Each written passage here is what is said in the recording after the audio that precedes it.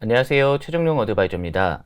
오늘 화물가 런치스탁에서는 최근 정부 정책 발표로 관심이 증가되고 있는 코스닥 시장에 대한 내용으로 준비했습니다.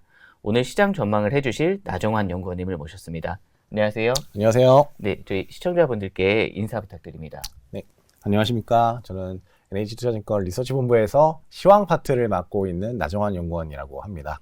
네, 연구원님 최근에 이제 1월 중순이었죠. 이 정부에서 이 코스닥 정책, 활성화 정책이 나오면서 이 개인 투자자분들께서 코스닥 시장으로 많은 자금을 투입을 하시면서 단기적으로 코스닥 지수가 한 20% 가까이 오르다가 지난 월요일이었던 2월 2일 코스닥 그리고 코스피 지수도 큰 폭으로 하락을 했지만 좀 반등하나 싶더니 저희가 이 공교롭게도 이 녹화를 하는 2월 5일 목요일에 또 한 3% 이상 하락을 하고 있습니다.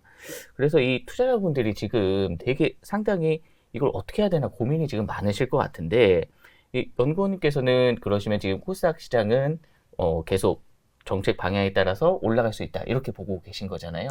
네, 맞습니다. 네. 예. 그러면 이게 이제 과연 어디까지 올라가고 이 정책 흐름이 이번에 처음 나온 게 아니라 과거에도 몇 차례 있었었는데 이번 정책은 기존에 나왔던 정책들하고 어떻게 다르고 이번 정책으로 인해서 코스닥 지수 얼마까지 상승할 걸로 보고 계신가요?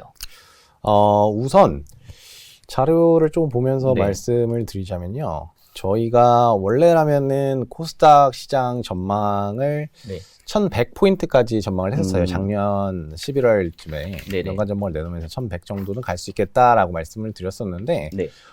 그 이후에 정책 모멘텀이 좀 강하게 오면서 1100포인트를 상회하면서 돌파를 했고 네. 그러면서 저희도 그러면 이제 어느 정도까지 코스닥 지수가 갈 수 있을까에 대해서 조금 목표 지수를 산출을 해봤는데 네.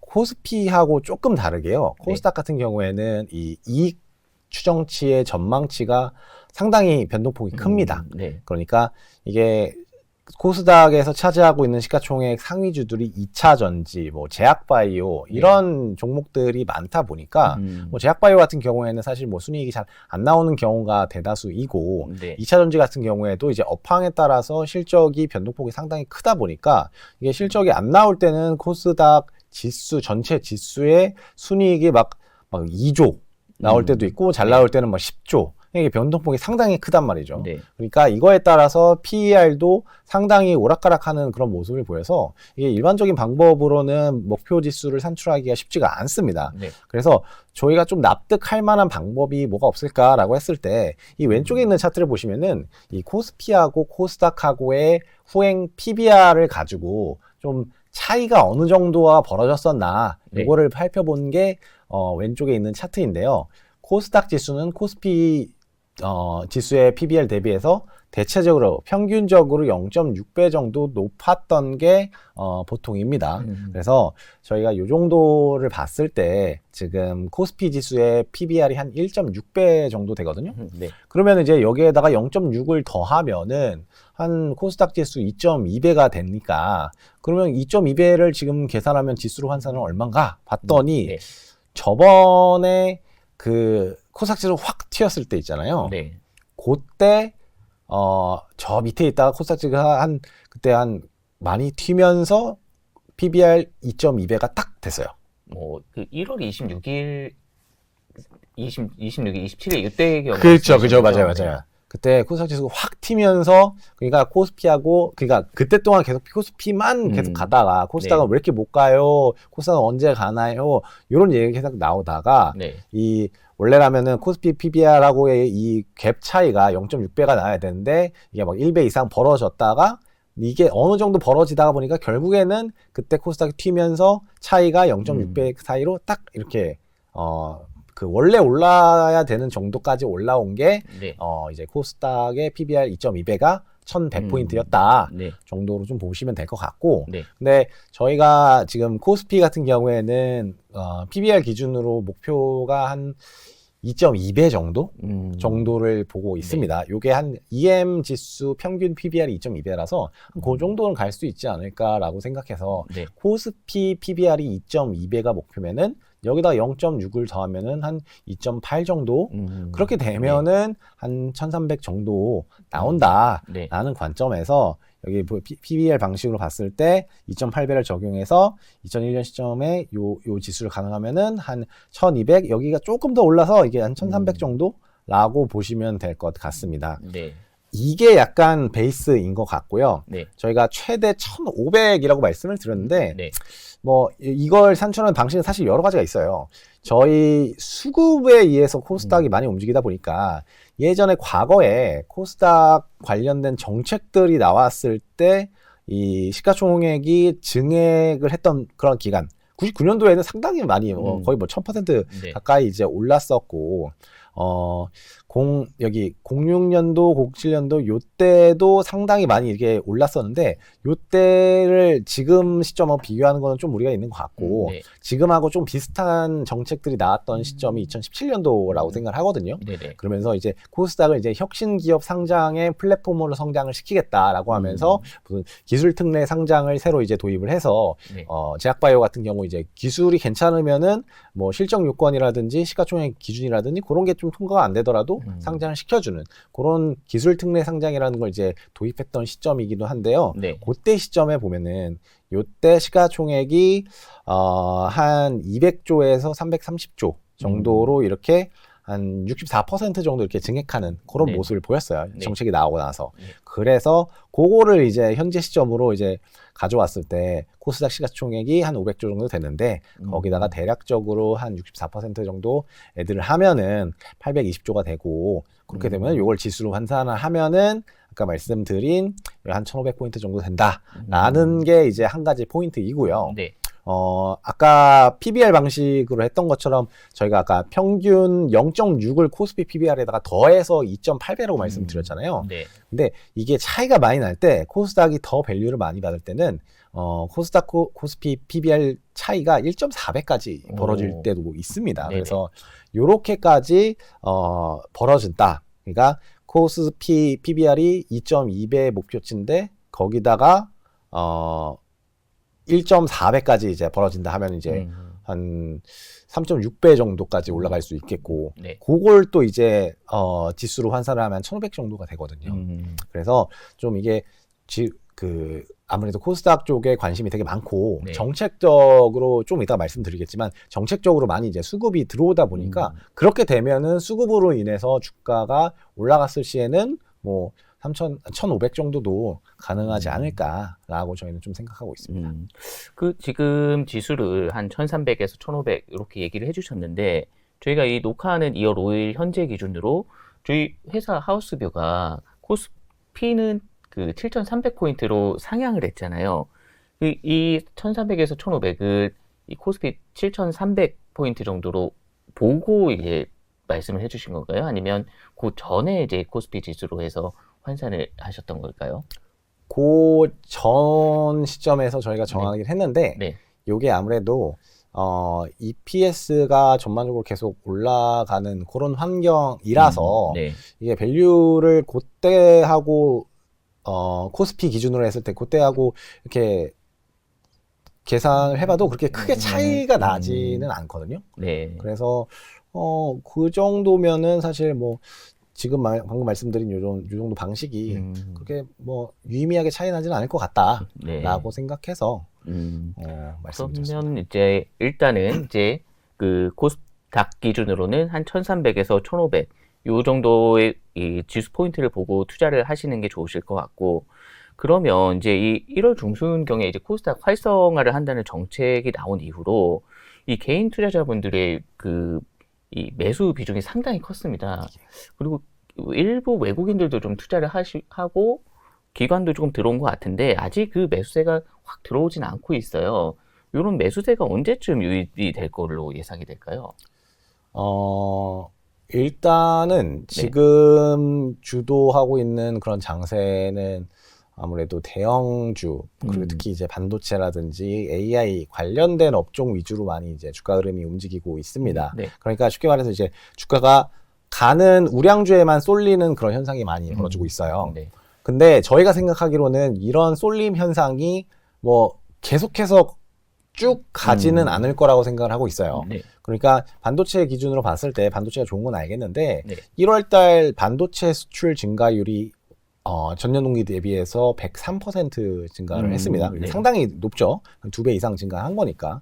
근데 저희가 작년도에 반도체 수출액을 증가율을 이제 보다 보니까 작년 3월에 반도체 증가율이 6%였어요. 네. 그러니까 기저효과를 생각을 해보면은 네. 올해 3월 달에는 상당히 높게 나올 가능성이 높고 증가율 관점에서 3월이 고점이지 않을까라고 네. 생각을 합니다. 네네. 그러니까 액수 자체는 반도체 수출액 자체는 계속 올라가요. 계속 올라가는데 네. 그 YOY 퍼센테이지가 어느 정도 뭐 120% 찍고 조금씩 뭐 100%, 뭐 99%, 80% 조금씩 이렇게 둔화되는 그런 시점이 올 거란 말이죠. 네네. 그렇게 되면은 반도체에 대한 모멘텀이 조금 꺾이면서 반도체 주가가 조금 이렇게 횡보하는 모습을 보일 수가 있어요. 네. 그러면은 그 수급들이 상당히 지금 유동성 자체는 충분하거든요. 네. 고객 예탁금이 지금 100조가 넘어서 거의 110조 원 가까이 있는 그런 상황이니까 네. 이런 자금들이 반도체보다는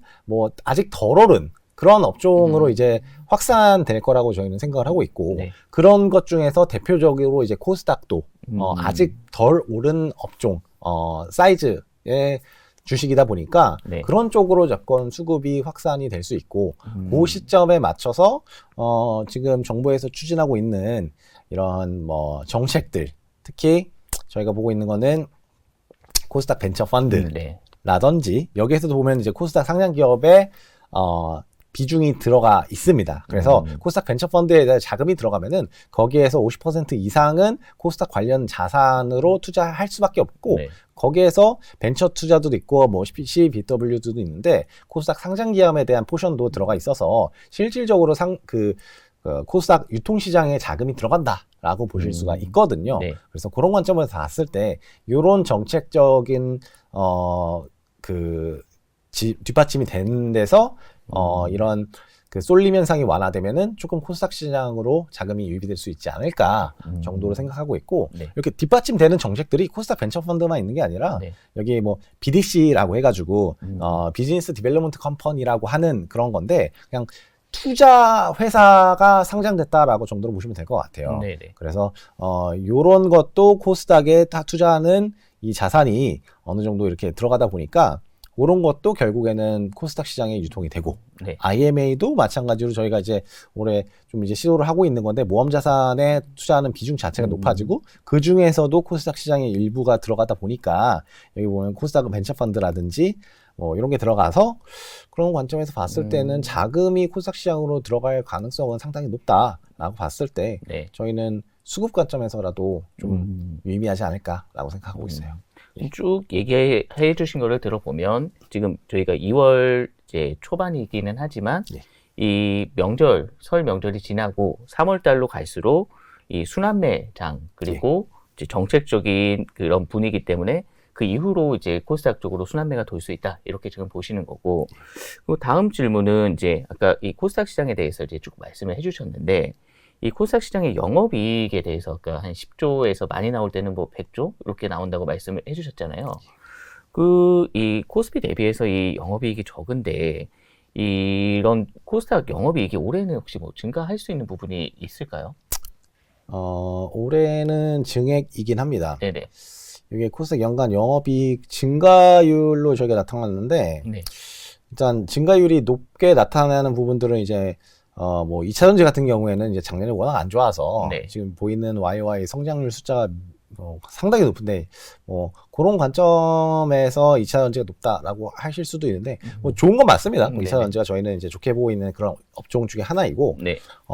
눈여겨 보셔야 될 거는 저희는 소부장, IT 소부장이라든지 네. 아니면 뭐 화장품이라든지 뭐 여행 레저, 건강 관리까지 저희는 좀 이렇게 좋다라고 보고 있는데 IT 소부장 같은 경우에는 사실 작년에 반도체가 날아가는 동안에 조금 소외됐었어요. 잘 못 올랐죠, 사실. 네네. 그래서 저희는 IT 소부장 쪽이 좀 갈 수 있다라고 생각을 하는데 올해 보면요, 네. 코스닥의 이 영업이익 YOY 증가율이 코스피보다 더 높아요. 오. 그래서 네. 이익 모멘텀으로만 봤을 때는 코스피보다는 코스닥이 좀 더 좋다. 라고 말씀을 드리고 있고, 네. 오른쪽에 보시면은, 원래라면 이제 하이닉스하고 전자가 투자하는 캐펙스에 따라서 이 코스닥 반도체 섹터, 그러니까 결국에는 이제 소부장 관련된 그런 종목의 영업이익 전망치 자체가 같이 동행하는 그런 모습을 보이는데, 과거에는 네. 작년 같은 경우에는 캐펙스는 닉스하고 전자가 계속 투자를 했는데도 불구하고 반도체 코스닥 쪽의 반도체 영업이익은 별로 안 좋았어요.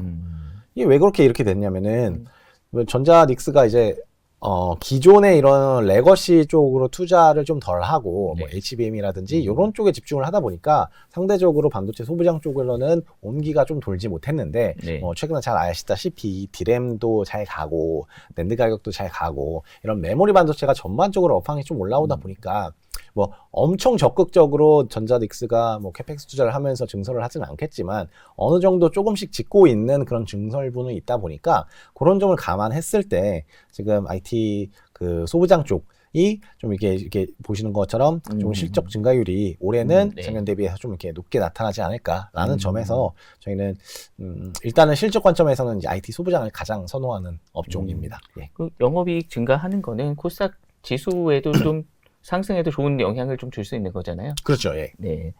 그리고 이제 다음 질문은 저희가 이 코스닥 시장 활성화한다고 하니까 이 코스피 시장에서 수익을 못 보신 개인 투자자분들께서 포모가 와서 코스닥 시장을 이제 막 투자를 하셨잖아요. 그래서 어떤 종목을 사야 될지 몰라서 그냥 코스닥 150 관련된 ETF 투자를 많이 하셨는데 이 ETF 외에도 이 개별 종목으로 투자를 하시려고 하시는 분들이 있으시잖아요. 네.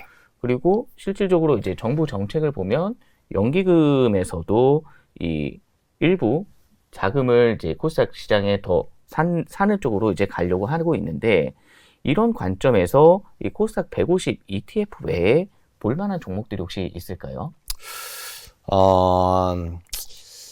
일단은 개인 투자자분들이 하고 있는 코스닥 150 ETF를 매수하시는 전략이 저는 가장 일단은 좋다라고 볼 수 있고 일단은 네네, 예. 왜냐면 일단 이게 코스닥 같은 경우에는 이제 기업 분석부에서 이제 내놓는 자료도 많지도 않고 그래서 이 이익의 컨센서스가 형성되지 않는 경우가 상당히 많아서 네.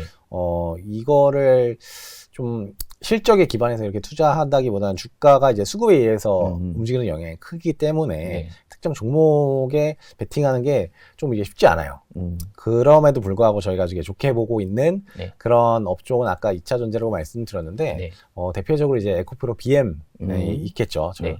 2차 전지가 이제는 코스닥에서 이제 6월, 7월 달에는 알테오젠이 원래 코스닥 대장주인데 그게 이제 이전 상장을 하게 됩니다. 네. 그러면은 이제 대장주로 자리 잡게 되는 게 에코프로 형제들인데 네. 그런 관점에서 수급이 말씀 주신 것처럼 150으로 전반적으로 그냥 코스닥에 이렇게 시장에 쭉 오다 보니까 당연히 이제 비중이 높은 쪽으로 수급이 많이 들어오기 때문에 네. 그런 관점에서 이제 대형주 중에서는 에코프로 BM이 좀 괜찮다라고 좀 말씀을 드리고 있고 네. 전통적으로 봤을 때 코스닥이 잘 갈 때는요.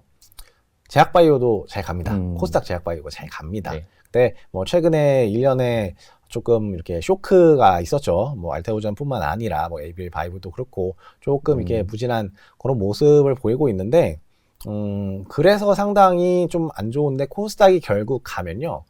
제약바이오도 같이 갑니다. 오히려 제약바이오의 베타가 더 커서 네. 주가의 수익률 관점에서는 더 가기도 합니다. 뭐 그만큼 변동성이 더 크니까 네. 좀 이렇게 왔다 갔다 하는 그 수익률의 격차, 그 변동성은 상당히 크기 마련이긴 한데 네.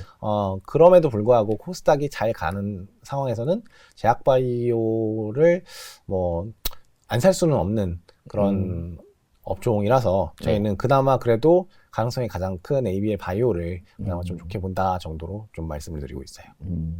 그러니까 뭐 개별 투자는 좀 어려울 수 있으니 ETF 활용하는 것도 방법이다. 예. 그런데도 뭐 이제 개별 종목을 사고 싶으시면 코스닥 150 상위 종목으로 접근을 해보셔라. 이렇게 정리를 하면 되겠네요. 맞습니다. 네. 예. 네. 말씀해주신 종목들 잘 들었고요. 저희가 주식 종목 전망을 말씀드렸지만 본 증권 방송과 자료에 수록된 내용은 투자 판단에 대한 단순 참고 자료이며 투자자는 자기 책임으로 투자 판단을 하여야 하고 투자 결과는 투자자에게 귀속된다는 점 다시 한번 안내해 드립니다. 네, 오늘 옆에 이제 나종환 연구원님 나와주셔서 이 코스닥 시장 전망 그리고 어느 정도까지 상승을 할 수 있을지에 대해서 이제 설명을 해주셨는데 이 코스닥 시장이 뿐만 아니라 뭐 지금 시장 상황이 너무 어려운 상황입니다. 이런 상황에서 코스닥 시장에 투자를 하시는 분들은 이 어떤 포인트를 가지고서 이제 어떤 생각으로 투자를 하시면 수익을 보실 수 있을지 마지막으로 좀 간단히 좀 정리 좀 해주세요. 일단 코스닥 시장 같은 경우에는 상당히 수급에 의해서 움직이는 경향이 좀 큽니다. 그래서 네. 오늘 같은 경우에도 이제 투자 심리가 조금 무너지니까 코스피뿐만 아니라 코스닥도 상당히 같이 이렇게 무너지는 모습을 보이고 있는 그런 상황인데 네.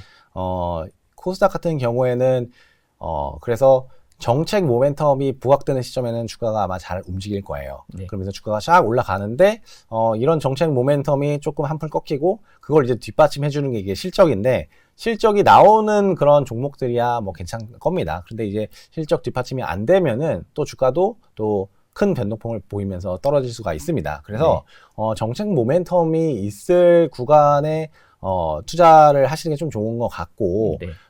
좀 오랫동안 좀 가져가실 계획이시면은 그래도 실적이 따박따박 찍히는 아까 말씀드린 뭐 IT 소부장 같은 그런 AI 사이클에 따라서 실적이 좀 유의미하게 장기간으로 나올 수 있는 그런 거 위주로 조금 투자를 하시는 게 조금 더 안정적인 수익을 꾀할 수 있지 않을까라고 저희는 생각을 하고 있습니다. 아, 네. 뭐 마지막 정리까지 너무 잘해 주셔서 투자하시는 분들한테 많은 도움이 될 것 같고요. 최근 코스닥 시장이 롤러코스터로 장세로 인해서 이제 투자하시기에 어려움이 있으신 시장인데 저희 오늘 방송을 통해서 투자 판단에 도움이 되셨으면 합니다.